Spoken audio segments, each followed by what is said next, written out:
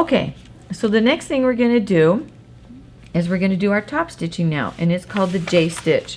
And on a pair of pants, that's where the outside stitching follows. It's about 1 inch away, and it follows down, and then it swings back in, so it kind of looks like a J. Now, you're going to say to yourself, oh great, there's nothing to follow here. We're not on an edge, we're in the middle of it. We're top stitching basically. So we have a little trick. So what you're going to do is, if you take your pattern, I am now that I've used my pattern, I'm going to actually cut out this part of the pattern and use that for my guide. Now if you don't want to cut your pattern apart, and see, I cut down center front, and now I'm going to cut down the stitching line. I'm just going to go right down those lines. If you don't want to do that on your pattern, you could always just trace that onto another piece of paper and cut it, or you can whatever works for you. Okay, or you can even put this on top and mark it and then trace it. Okay, so I took that out, that little part. Now what I'm going to do is I'm actually going to line this up right here. Okay, and when I line that up, I can see exactly where to stitch. So the next thing I'm going to do is I'm going to pin that on here. Okay, so let's go ahead and get that pinned on. Okay, and I'm actually going to pin it this way because then it's easier for me to take off. Okay, and this is, I only need to pin it to this top layer because I've already got it sewn to the other layer. I just need to now sew the top. I need to do the top stitching and sew through that top layer. Now this is why, what if when I sew here it doesn't catch the zipper? Like what if my top stitching is out here somewhere? I'm not worried about that because I've already sewn my zipper to the extension.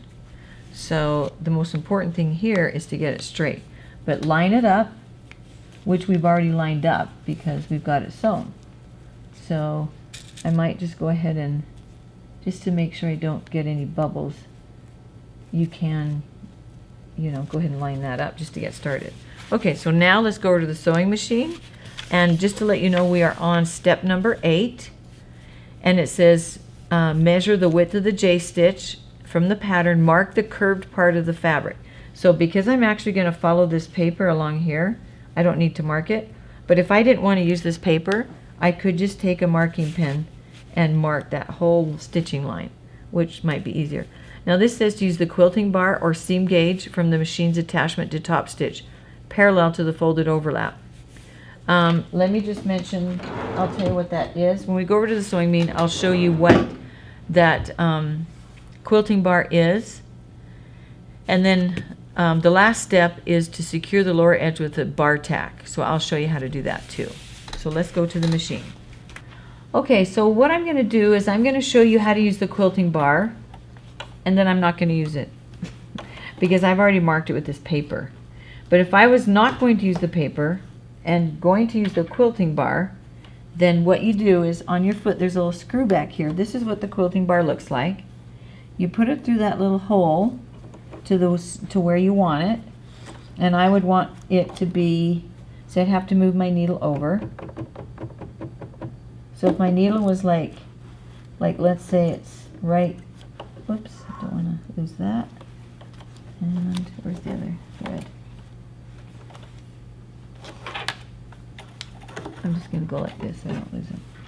Okay, then I would line it up to here, right to here. And then I would take a screw. Now you have to take, here, there's a screw on this one. So I would just take that screw off, and then you put it right at the back of the foot, like where that one was, and screw it in. And I can't get it screwed in, so you can do this. And then just put it here, and then when you get to here, you could just use this to follow all the way up. So it is great for that, but you would need to mark your curve because you couldn't use it for that. Okay, so now that I have told you how to do it, I'm going to do it the other way that I'm using which is with the paper.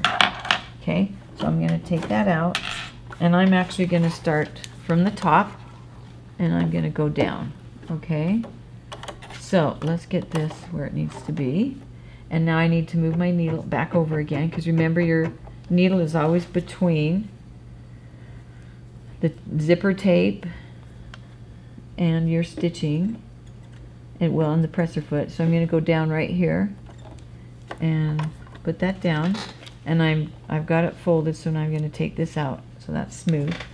And I can back stitch here. I'm top stitching, but I can back stitch, except just a second, I want to get my thread where it needs to go, and I don't see the bobbin thread. Okay, so get my thread where it goes, and make sure this is nice and smooth. Okay, so I'm just going to put a pin here, making sure this is good. Okay. Oh, and I unzipped my zipper a little bit.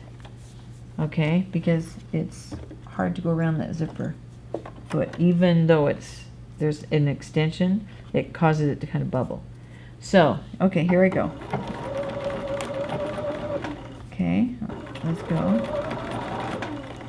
And for some reason, there we go.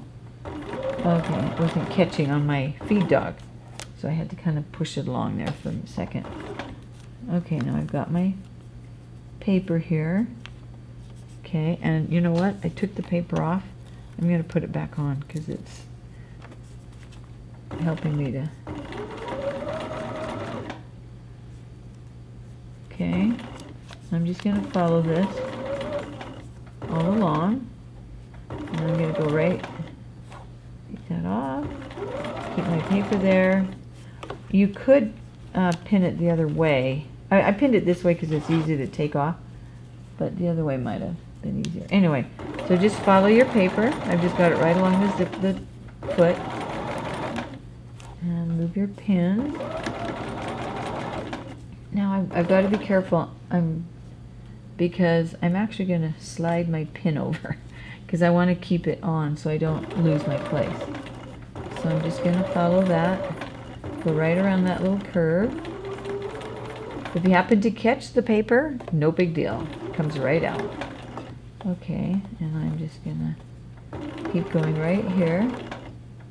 There. Okay, now I can move it so I can see my back stitching.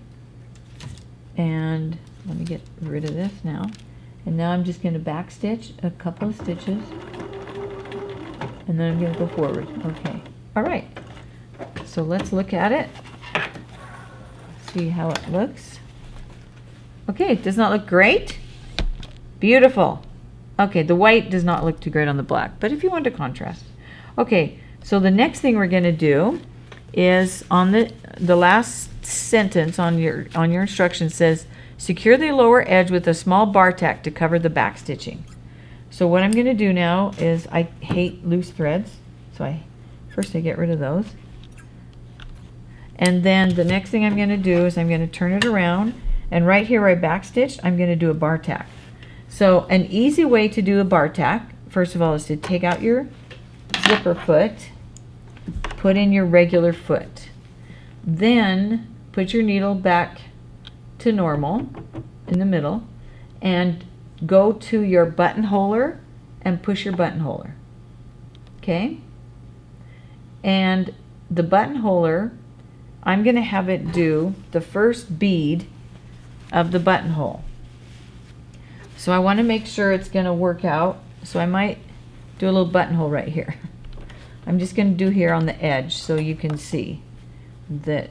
Just make sure I'm getting this, what I need. Yeah. Okay.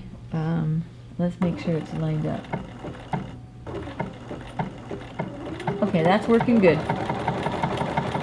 Okay, so that's what I wanted to do. So can you see what I have just made a tiny little zigzag? What I'm going to use to anchor this down here, I'm going to use the buttonhole setting where it just does one of the sides. Okay, so I put it on here, and I'm just going to put I'm going to make sure I get these so they don't get caught. And just put my put the needle down right over top of where I back stitched. Okay, and put this down. Make sure I've got both of my threads out the back so they're not causing problems.